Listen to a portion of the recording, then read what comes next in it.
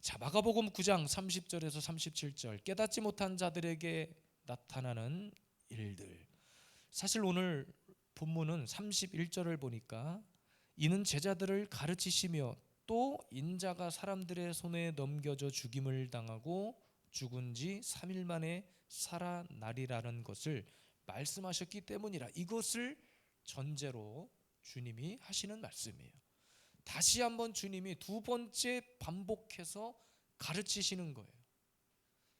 마가복음 우리가 계속 공부하는 중에 있지만 제자들이 계속 뭘 깨닫지 못했냐면 예수 그리스도의 죽음과 부활에 대한 것들을 깨닫지 못했어요. 이해하지 못했어요. 지금까지 나와 함께 다녔던 이 스승 예수님이 도대체 왜 죽는다는 거야?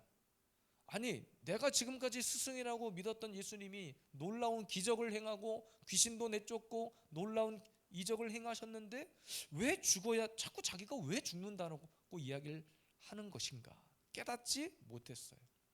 그러니까 주님이 계속 그 문제를 가지고 반복하고 또 반복해서 가르치시는 거예요. 32절에 보니까 그러나 제자들은 이 말씀을 깨닫지 못하고.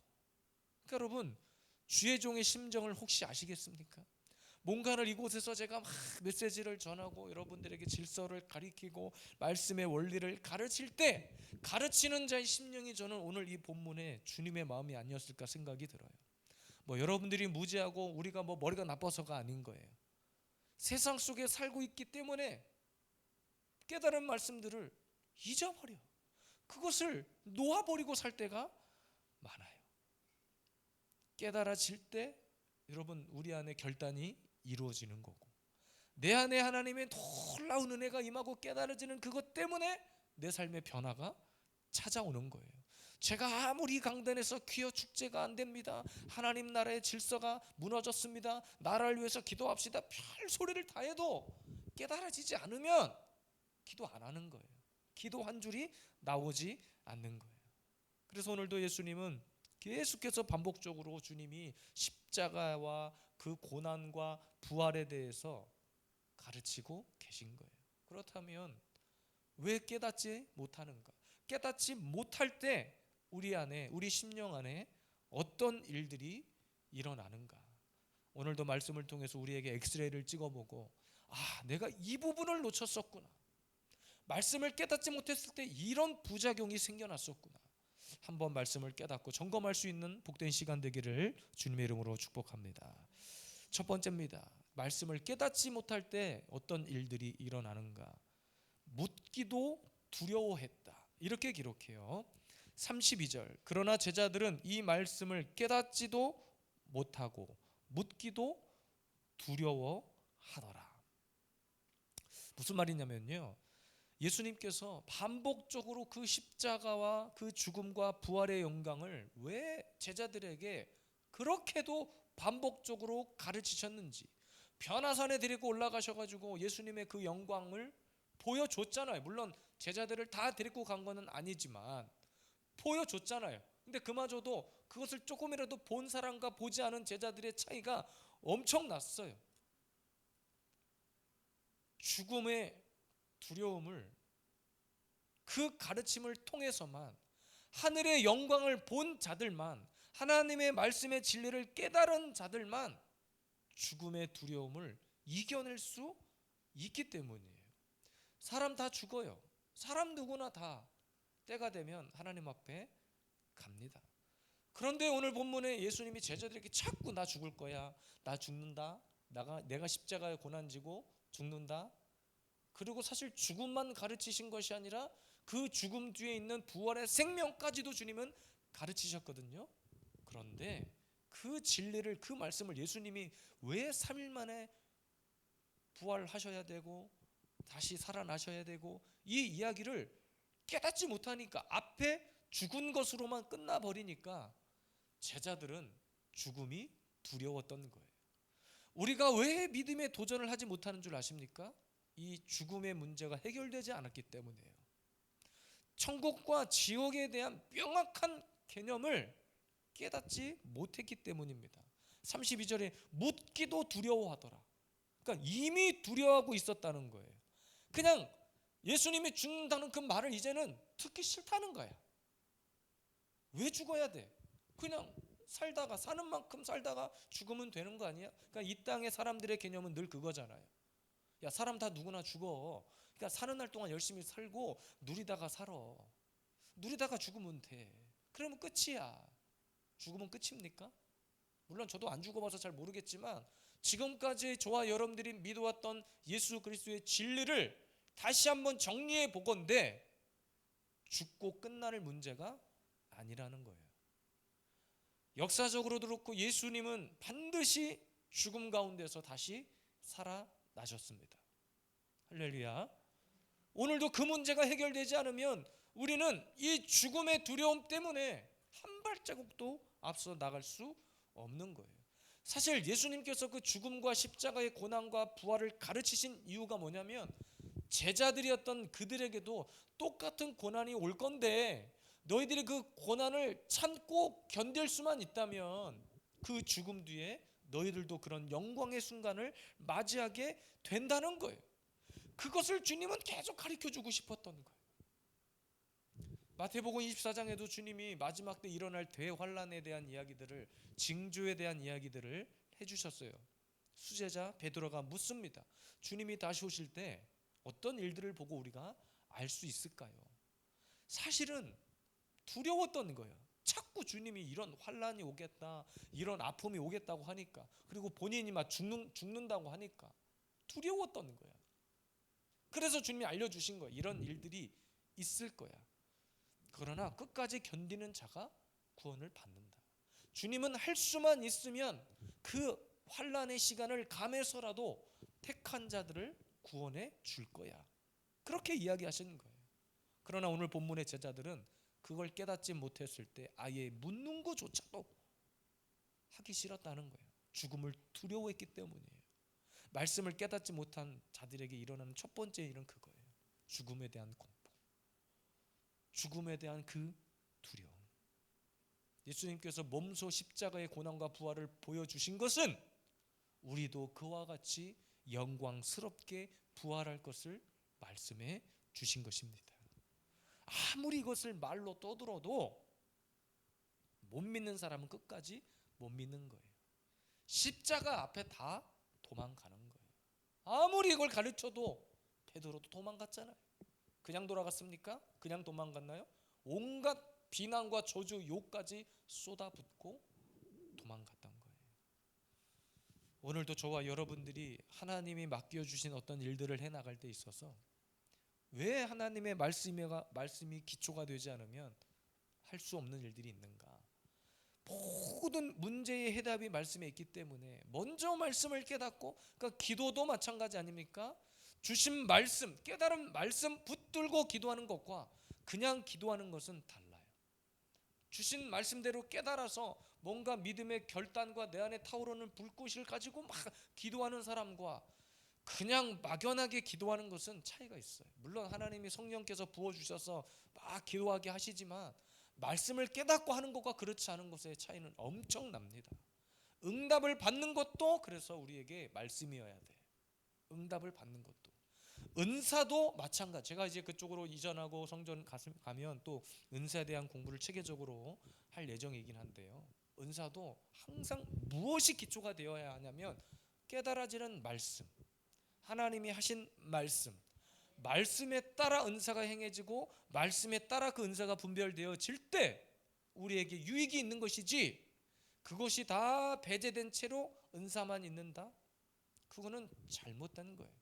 마귀도 똑같이 한다고 그랬습니다. 마지막 때 마귀도 예수님을 따라해서 똑같은 흉내를 다 낸다고 그랬어요. 그러니까 여기서 다 넘어가는 거예요. 여기서. 그래서 깨닫는 말씀이 중요합니다. 1만 마디 말보다 깨닫는 말씀 그 한 구절이 오늘도 저와 여러분들을 살게 합니다. 첫 번째 일어나는 증상이 뭐라고요? 죽음에 대한 두려움이에요. 한 발자국도 나가지 못하는 거예요. 두 번째, 깨닫지 못한 자들에게 어떤 일들이 일어나는가? 서로 누가 크냐? 쟁론한다는 거예요. 34절 말씀 함께 읽겠습니다. 그들이 잠잠하니 이는 길에서 서로 누가 크냐 하고 쟁론하였음이니라. 논쟁했다는 거예요. 서로 묻고 따졌다는 거예요.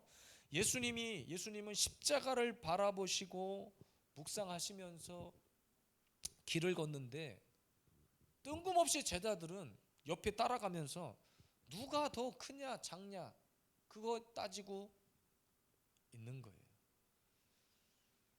물론 몇 가지 추측이 가능합니다. 앞서서 우리가 변화산 사건에서 제자들이 다 예수님을 따라 올라가서 그것을 본 것이 아니라 3명만 올라갔었어요. 그러니까 자기가 그 3명만 올라가서 그 하나님의 어떤 놀라운 영광을 보고 내려왔기 때문에 자기들만 가지고 있는 어떤 우월감이 있을 수 있어요. 그래서 나머지 제자들이 조금 소외됐을 수 있습니다. 또 한 가지는 예수님께서 변화산에 올라가셨을 때 누가 환상 중에 보였습니까?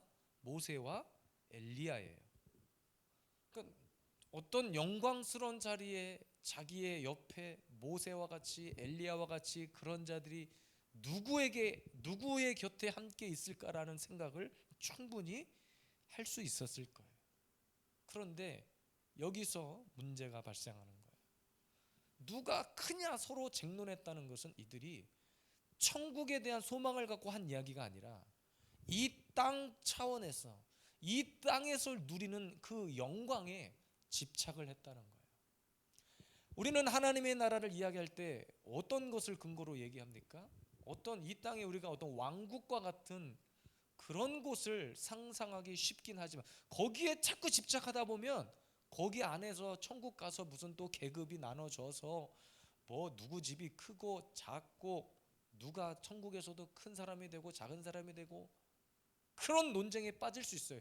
그런 논쟁을 하는 사람들의 이유는 이 땅에서의 영광, 이 땅에서 누리고 있는 그 차원에 머물러 있기 때문입니다. 천국을 경험하고 천국을 맛본 사람은 말이 필요 없어요. 진짜 하나님의 강력한 임재가 있는 사람은 뭘 말로 설명하려고 하지도 않아.